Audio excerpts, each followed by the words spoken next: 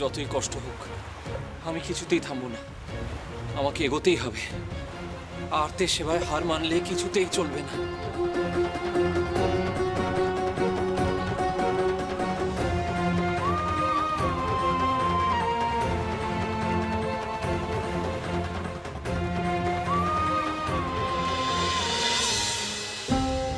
আজকে কোথায় খুঁজি?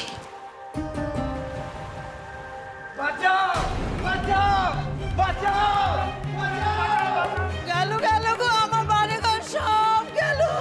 আমার বাড়ি তোর সব এসে গেল গো। আমি এখন কি করি? আরে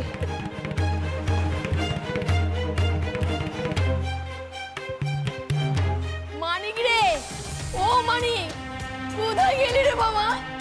তোকে খুঁজে পাচ্ছি না ফিরে। ও মানিক, মানিক রে, ও মানিক। তোমার কি হয়েছে বাচ্চা? কাকে খুঁজছো মন করে? আমার ছেলেকে খুঁজছি। আমার ছেলেকে খুঁজে পাচ্ছি না কোথাও। কি যে করি তোমাকে? এই দুর্যোগের মধ্যে তোমায় কি করে সাহায্য করবো তাও তো বুঝতে পারছি না। শোনো, তুমি তুমি বরং ওই দিকে ওই পাথরটার উপরে গিয়ে বসো, অপেক্ষা করো। তোমার ছেলেকে নিশ্চয়ই খুঁজে পাবে। ও মানিক, মানিক রে, মানিক।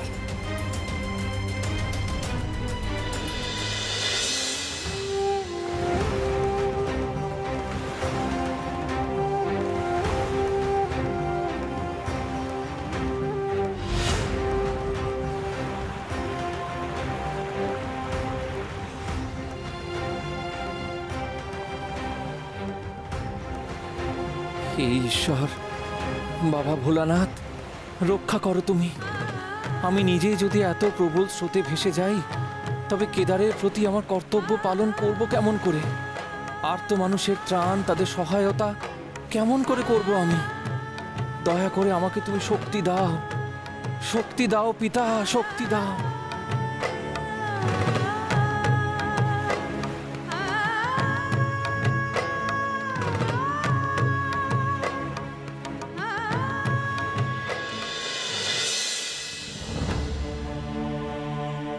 তুমি কে বাছা? কি হয়েছে তোমার? হ্যাঁ,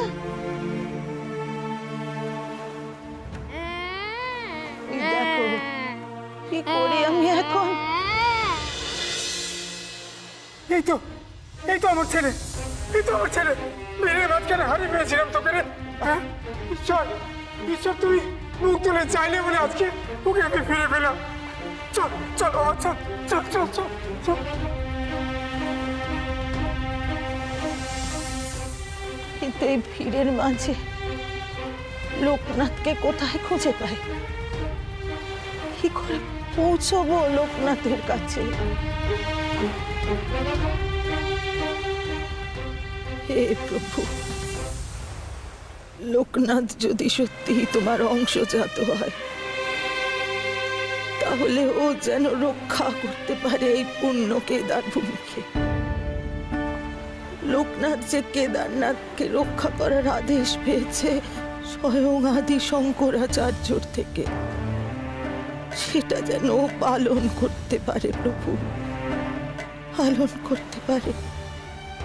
ওকে তুমি রক্ষা করো, ওর সহায় থেকো প্রভু, রক্ষা করো ওকে।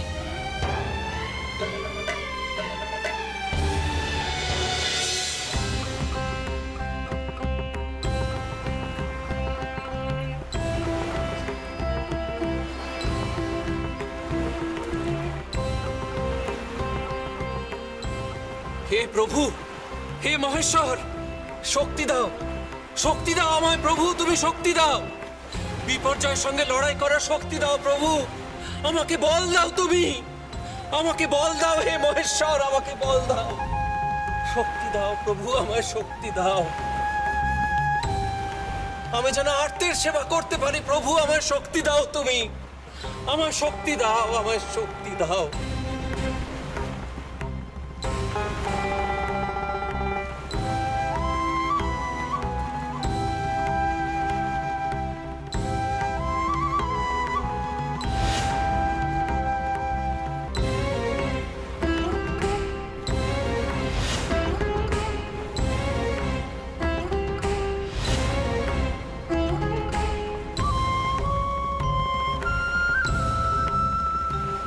না, এইভাবে এখানে দাঁড়িয়ে থাকলে তো চলবে না।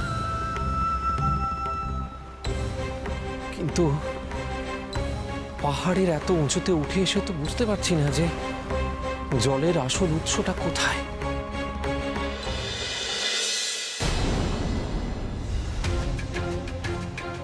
এর অর্থ হলো এই খরস্রোতা নদী পার করে আমাকে আরো উপরে যেতে হবে।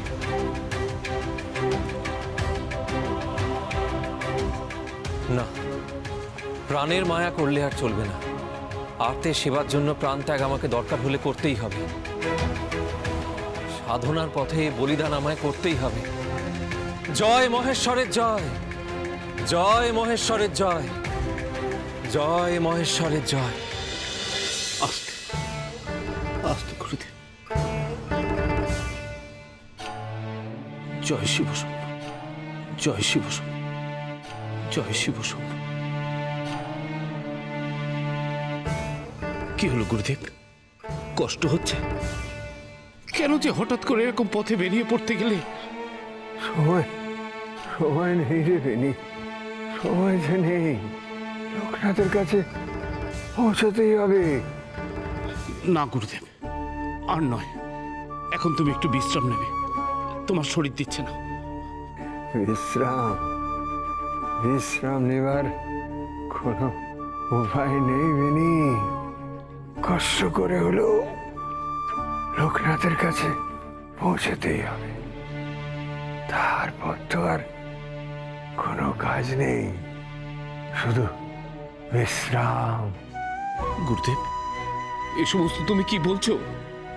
হ্যাঁ রে বেনি, লোকনাথকে বারাণসীতে পৌঁছে দিয়ে আমার কাজ শেষ। তারপরেই তো আমার চির বিশ্রামের দিন ঘনিয়ে আসবে। এভাবে বলো না গুরুদেব, এ কথা মুখেও এনো না। তুমি পাশে না থাকলে আমরা তো অসহায় হয়ে পড়বো, কোনো কাজ করে উঠতে পারবো না। পাগল ছেলে, ওরে মানুষ কি চিরকাল বাঁচে রে? বাঁচে না। জন্ম, জীবন ধারণ, তারপর চির ঘুমের দেশ। এই তো জীবন চক্র। এর অন্যতা হবে কি করে? হ্যাঁ, না গুরুদেব, এসব কথা সত্য হলেও আমি তোমার মুখ থেকে শুনতে চাই না, কিছুতেই না। এমন ছেলে মানুষই করতে নেই মেনি। এক জীবনে সবাইকেই এগিয়ে যেতে হবে, আমাকেও এগিয়ে যেতে হবে। তারপর আমার কাজ শেষ হলে বিশ্রাম নিতে হবে, তাই না? গুরুদেব,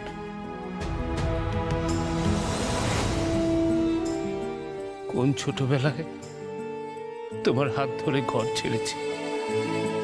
পরিবার পরিজন বলতে তুমি আর লোকনাথ। এত বছরে পরিবারের কাউকে দেখিনি, চিনতেও পারবো না। তুমি না থাকার কথাটা ভাবতেও পারি না গুরুদেব। বেনি, বেনি বাবা, চোখে জল ফেলে আর সময় নষ্ট করিস না বাবা। অনেক অনেক পথ যেতে হবে। চল চল, আমায় নিয়ে চল। কিন্তু গুরুদেব, তোমার যা শরীরের অবস্থা, তাতে কি আর আর কালক্ষেপ করিস না বাবা, এগিয়ে চল। হায় হায় হায়। গুরুদেব,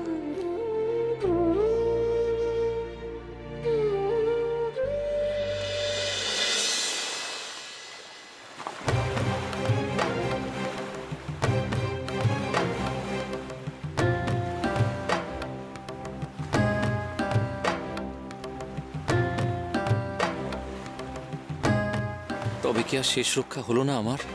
না না না, হার মানা যাবে না। জয় শিব শম্ভুর জয়। রক্ষা করার শক্তি দাও প্রভু, রক্ষা করার শক্তি দাও আমায়। জয় শিব শম্ভুর জয়।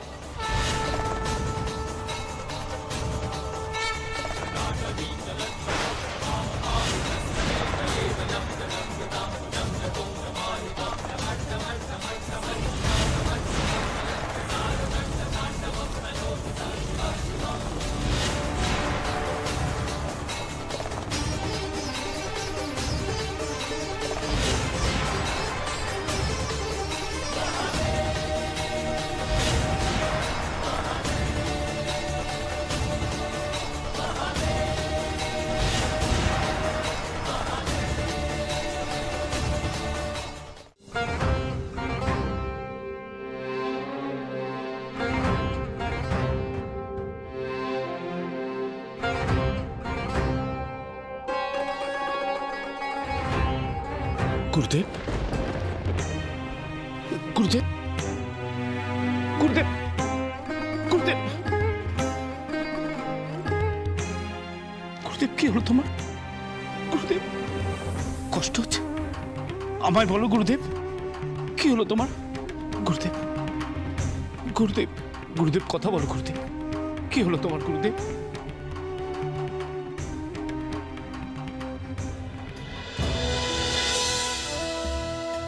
আর বিলম্ব করিস না ভগবান, আর এক মুহূর্ত বিলম্ব করিস না।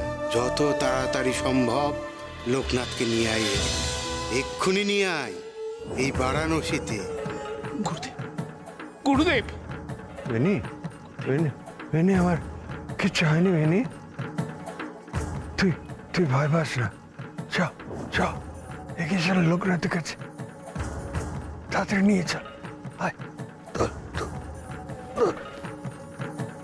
গুরুদেব, গুরুদেব, একটু বিশ্রাম নিলে হতো না?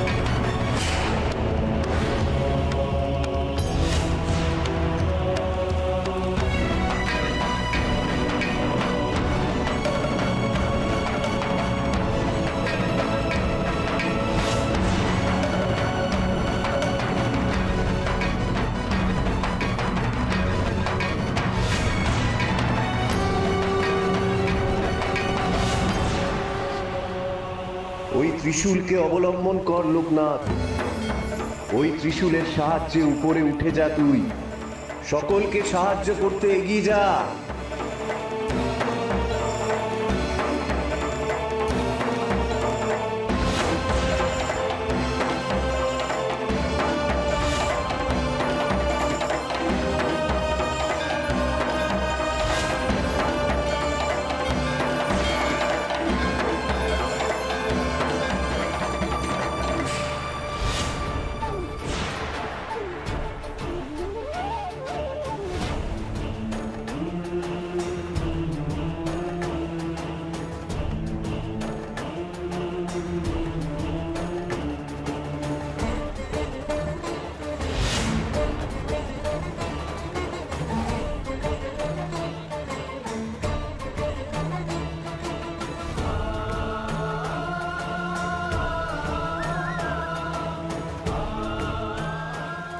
তোমরা সবাই এই ত্রিশূলগুলোকে আঁকড়ে ধরো,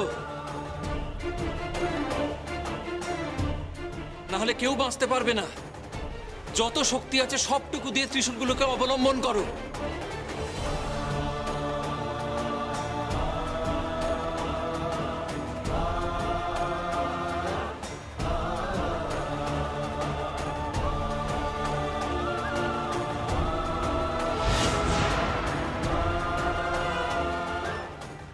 কি আশ্চর্য, কি অলৌকিক লীলা খেলা দেখলাম গো। উনি উনি এই বিপদ থেকে আমাদের রক্ষা করলেন। উনি এমন অলৌকিক ঘটনা ঘটালেন। উনি তো সন্ন্যাসী নন, উনি তো মহাপুরুষ। কে উনি? জয় সন্ন্যাসী ঠাকুরের জয়, জয় সন্ন্যাসী ঠাকুরের জয়, জয় সন্ন্যাসী ঠাকুরের জয়।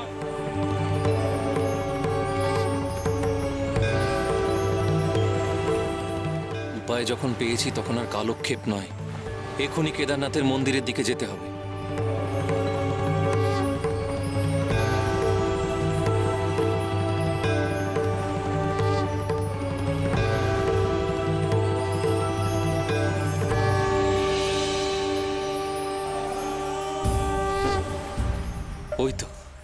ওই তো কেদারনাথের মন্দির, কিন্তু জলের তোড় তো বেড়েই চলেছে এদিকে। খানিক বাদেই সব জলমগ্ন হয়ে যাবে।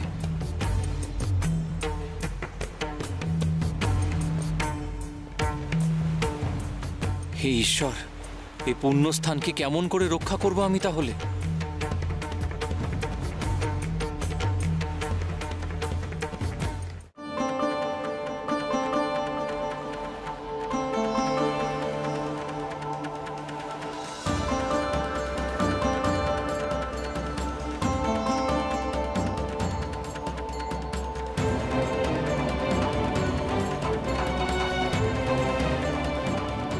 জলের স্তর যে মন্দিরকে গ্রাস করতে চলেছে, মন্দিরের যে প্রায় সবটাই জলের তলায় এখন। এইখান থেকে কেমন করে রক্ষা করব সবকিছু?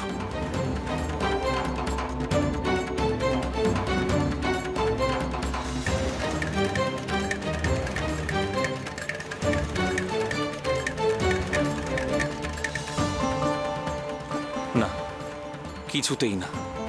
আমাকে যেমন করেই হোক না কেন দায়িত্ব পালন করতেই হবে। কিন্তু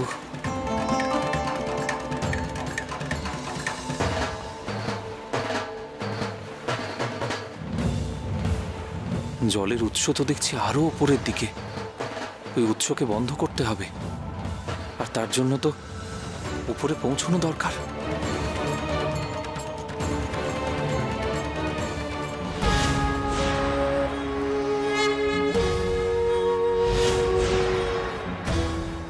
হে প্রভু শিব ও শম্ভু, তুমি নিজে আমাকে উপরের দিকে উঠে যাওয়ার জন্য ত্রিশূল দিয়েছো প্রভু।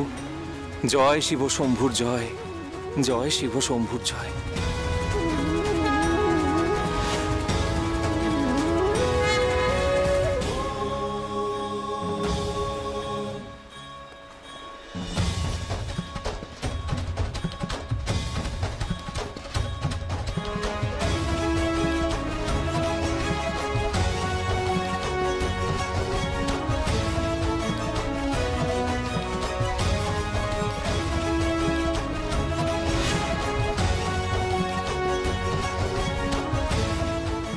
ঠাকুর, ওপরের দিকে কেন অমন করে যাচ্ছেন?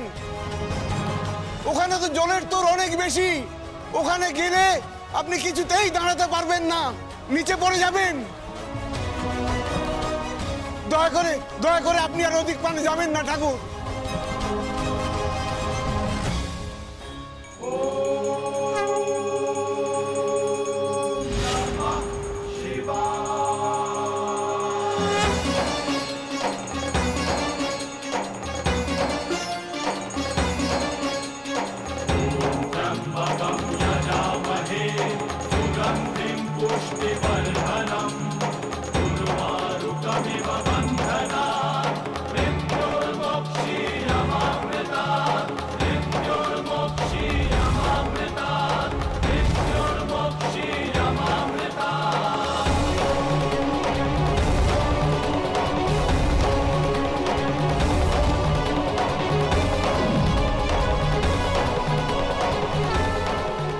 আর ওখানে যাবেন না ঠাকুর, ওখানে যে চরম বিপদ।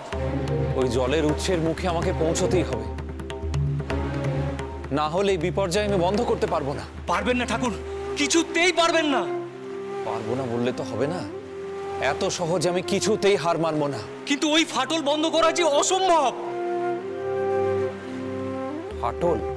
হ্যাঁ ঠাকুর, পাথরের প্রমোদ ভবনের ফাটল দিয়েই এই জল বেরোচ্ছে। আসলে প্রকৃতি যে প্রতিশোধ নিচ্ছে ঠাকুর। এর স্রোত আটকানো মানুষের অসাধ্য।